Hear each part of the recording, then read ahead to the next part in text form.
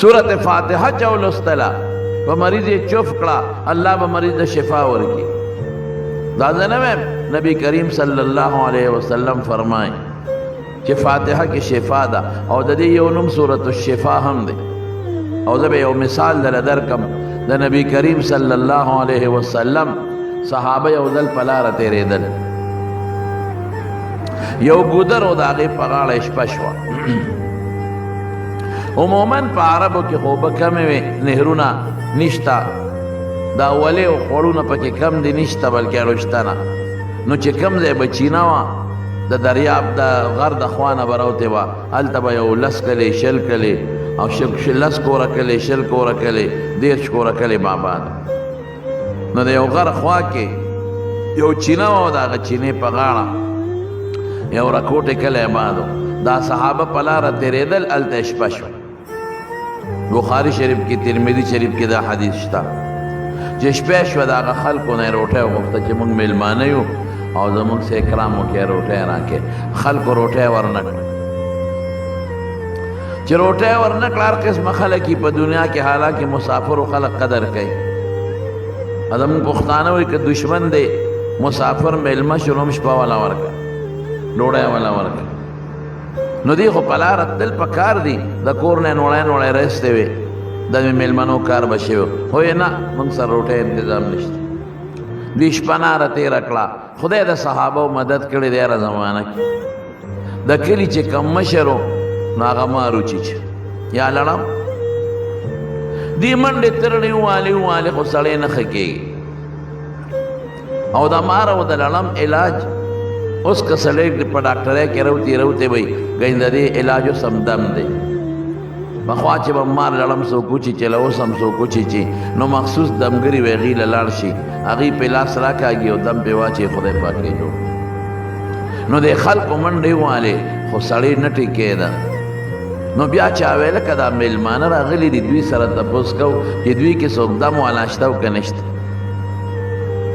نو د صحابو نه رالل، وی هل فیکم من راق، وی تاسو کې څوک دمګرې شته؟ وی ولې؟ وی ان سیدنا لدغه، وی زموږ مشر د کلي هغه مار لړم چیچلی او سعینا له بکل شیء، هر قسمه منډې ترړې مو والې، ولا ینفعه شیء، څه فایده ورته نه میلاوېږي. چې کوم مشر صحابي دی حضرت ابو سعید خدري رضی الله تعالی عنه، هغه وی او مال دم راځي، اله شا براشه سړی را نمري چې دم پې واچې. هغه وی زه مړه ده شوم پړق بچو. هلکه ګورې حدیث کې دا نشته، خاطر نه ما پسې بعضې خلک بیا ټیلیفون وکړي وي دا په کم حدیث شوم پړق ټکې پکې نشته. خو د دې سیاق او سباق مخکې وروستو نه اندازه لګي. منطق چې څنګه حجت دی زموږ د عالمان وایي، نو مفهوم او سیاق او سباق هم حجت دی، تشریح کې ویلی شي. زیده شوم پړق بچو، بیګام د نه ډوډۍ غوښته، نوړی روټۍ م رانه کړه، اوس خیراتي دمونه غواړی. نو وی ته څه وی؟ وی زه وایم چې مزدوري به راکې. مزدوري مونږ خلک ورته شکرانه وایو، پخوا به ورته خلکو شکرانه وي. نو که هغه مزدوري راکولی شي، دم به واچوم، خدای به مشر جوړ کړي، او که نه راکې زه خپل کار کوي. هغې وی بلکل اوس مجبوري ده، مشر مار چیچلی دی عمري، څه مجبوري غواړي؟ وی دا جاړي. نو ښه شو، 5 روپۍ والا ورکړه چې ماشوم یې کور ته بوته، بیا یې ورپسې راوسي، استاد یې خو بیا په ژړا شو. 5 روپو ته یې چل جوړ کړو چې وایلم دې واپس، بیا خو بیا جاړي. هغه وی د 5 روپو د دم زور د کوره پوري، دله غوندې شی زیات که نو بیا به نه به جاړي. دا پخوا مشرانو خیار خلک وو. زموږ باباجي به یو خبره کوله، تاسو ته یې ویم، هغه وی چې کله مریض مرض د کړه کور کې راشي 3 کاره به کوي. یو به ډاکټر نه علاج کوي، علاج سنت دی. دویم به دم استعمالوي. نبی کریم صلی الله علیه وسلم په خپله دمونه اچولي. حضرت حسن او حضرت حسین دا دواړه نوسي وو، دی باندې دم اچولي دي. وعیذکما بکلمات الله التامات من شر ما خلق وشر کل شیطان وهام وعین لامه. او چوف پې کړی. او یو ځل د خپلو دواړو نوسو ته وایي، وی بچی دم در باندې چوم. او دا قدم په واچو او بیا ورته وایي وی بچی په دې به ابراهیم علیه السلام خپل زامن اسماعیل علیه السلام او اسحاق علیه السلام هم دمول ګوره ابراهیم علیه السلام هم دمونه اچولې او کله به یې داسې موکړل چې ګوته مبارکه به یې داسې خوله کې ووال او بیا به هغه په ځمکه راښکا او د مریض په تندي به یې راښکا تربت ارضنا بریقة بعضنا لیشفی سقیمنا باذن ربنا خوره د مدینه او لاړه زما او د مریض په تندي راکاږم چې شفا میلو شي خو شفا به څوک ورکوي شوق سره وایه نور شوق سره وایه عقیده به دې دی عقیده به دې دانی چې دې دم جوړ کړم نه دم کې شفا الله چې عقیده به دې دانی چې ډاکټر جوړ کړم یا حکیم جوړ کړم یا دې دارو جوړ کړم د حکیم او د ډاکټر په دارو کې به شفا څوک اچوي الله ګوره مسبب الاسباب الله دی دا اسباب هم خدای پیدا کړي ډېر کرتا یو سړی علاج وکړي شفا ته لاړ شي لاهور ته لاړ شي آغا خان ته لاړ شي او مړی راوړي امریکې ته لاړ شي او مړی راوړي ولې الله هغه ډاکټر او دارو کې شفا نه ده اچوي او ستا د کلي یو عام کامپاوډر له لاړ شي په مټ ورته یو ستنه وایي او ټیک ټاک شي دې کې خدای شفا اچولی نو دم او تعویض به کې دا دواړه ثابت دي خو عقیده به دې داني چې تعویض جوړ کړم او دم جوړ کړم عقیده به دې دی چې په دم او په تعویض کې شفا چا واچوله الله واچو نور حضور پاک په خپله دم اچولی یو ځل جبریل علیه السلام راغی نبی علیه السلام ته وی بیمارې وی الله ارقیکه دم در باندې نه اچو وی واچوله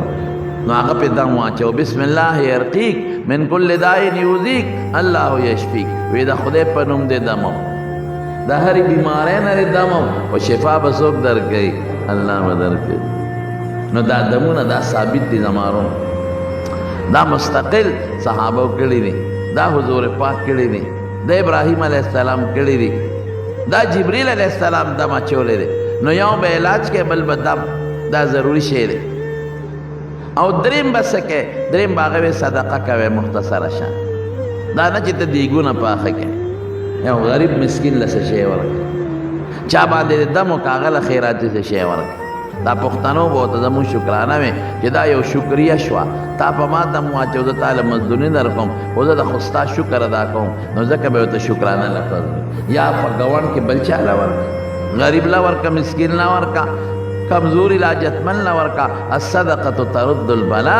رسول الله مبارک فرمایي صدقې سره مصیبت ختمې درې کاره کوئ ښه یوازې ډاکټرانو پسې مه ګرځئ علاج هم کوئ او صدقه ورکوي صدقه ډېر ښه شی دی ډېر زبردست شی صدقه دا مصیبت ختموي او دمونه م استعمالوي او کور کې د قرآن شریف تلاوت ډېر کوي کم کور کې چې د قرآن شریف تلاوت ډېر کېږي دا کور خدای د عذاب نه ساتي دا د مصیبت نه خدای ساتي دا د تکلیفاتو نه خدای ساتي ډېر خلک موږ ته هم دا وایي یاره جي د کور حالات ډېر ګډوډ ترونه خپلو کې سره روان بچی او خاپلا ټولو سره روان ښځې زنانه روان څوک جي ته دم راته وښایه زه ورته ویم تلاوت شروع کړئ په کور کې پوره سهار او ماښام تلاوت کوئ او پخوا به خلکو کول علما به یې راوستل طالبان په کور کې به یې ختم وکړ دې ټولو مشرانو ته پته ده لکه صدقه به یې م وکړه خلکو به وخوړه غریبانانو له به یې م ورکړله هغې سره به خدای پاک دا ټول سیسټم ښه روان کړی اوس قرآن ته موږ شا کړی اس توجه قرآن شریف ته نشته نو په کوم کور کې چې زیات تر د قرآن شریف تلاوت کېږي نو هغه کور کې د خدای عذاب به نه راځي د خدای قهر او غضب به نه راځي زمانو نو بهر کې خبره مې دې پورې کوله چې هغه صحابي ورته څه وایي وایي دله دم اچوم او څلوېښت ګډه چیلی به راکې هغې مجبور او خواران وایي ټیک شوه درکوو دم واچوه نو صورت فاتحه په ولوستله څوک مونږ چې په مانځه کې وایو الحمد شریف او لاړې به یې راغشتې په هغه مریض به یې ټوکلې نو خدای پاک هغه بیمار جوړ کړه ټیک شو نو څلوېښت ګډه چیلی ته په مخه کړه نو ملګري ورته وایي وایي دا دې څو کړله خسته علی کتاب الله اجرا وایي دا خو د خدای په کتاب مزدوري واغشته او د خدای په کتاب خو مزدوري نه اخلي لا تشترو بآیاتي ثمنا قلیلا دا د دنیا لږ شی ولې اخلې د آخرت لوی اجر ولې نه ګټې هغه وی نه ما څه په ګناه خو پیسې نه دی اخیستې ما خو علاج وکړو په قرآن مې علاج وکړو پیسې مې واخیستې وی هلکه زه نبي علیه السلام نه به تپوس وکړو نو چې راغلل نبي کریم صلی الله علیه وسلم ته الو وی صاحب دقسې دی یو دم واچو مریض خدای پاک جوړ کړو نو حضور پاک مبارک یې تپوس وکړو وی څه دم دې پې واچو وی فاتحه مې پې ولوستا نو خوشحاله شو وی تا ته څه پته وه چې دا دم دی لکه یعنی ښه دم دې پې اچولی وی حضرت څلوېښت ګړې چیلم ترې راوستې دې سره څوک و ګوره د بخاري شریف د حدیث الفاظ درته وایم ان حق ما اخذتم علیه اجرا لکتاب الله وی ډېر ښکلی اجر حلال اجر او مزیدار اجر خو هغه دی چې د خدای په کتاب دی واخیست وی تقسیم یې کې خپل منځ کې سره او اجعلوا لي معکم سهما وی مالم پکې سره کې دې ته تبرعا وی دې کې علما وی اشاره دې ترې چې تر قیامت پورې څوک دو نه وي چې په دم پیسې اخیستل منع دي دا دی هغه چې کوم اجرت اخیستی و حضور پاک مبارک لیم پکې حصه ورکړه که ته وایې چې خدای پاک وایي په قرآن پیسې مه اخله نو د مارونو علمي جوابونه یې درې شته خو زه تاسو ته آسان جواب ستاسو د پوهې دپاره دا آسان جواب هر عمل له دوه رخه دي دوه یو ته عزیمت وایي او یو ته رخصت وایي لکه یو سړی په سفر دی په روژه کې عظیمت دا دی چې دا روژه ونیسه که طاقت دی ښه خبره ده لیکن که ته روژه نه نیسې او قضا یې کې دا هم دله رخصت دی دواړو کې د اختیار شو ښه دا ده که طاقت دې وي نو ونیسه او که طاقت دې نه بیا خو ښه نه ده خو که طاقت دې ښه دا ده چې ونیسه خو که طاقت دې وي او بیا وی چې نه نیسم د دې قضا به کوم ځکه زه مسافر یم پنډی لاهور ته ځم نو رخصت تله شته دقه رنګې عظیمت دا دی چې ما اخله پیسې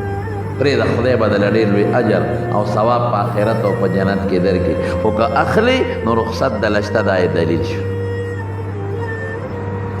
نو قرآن شریف په یو صورت کې د مارونو فایدې دي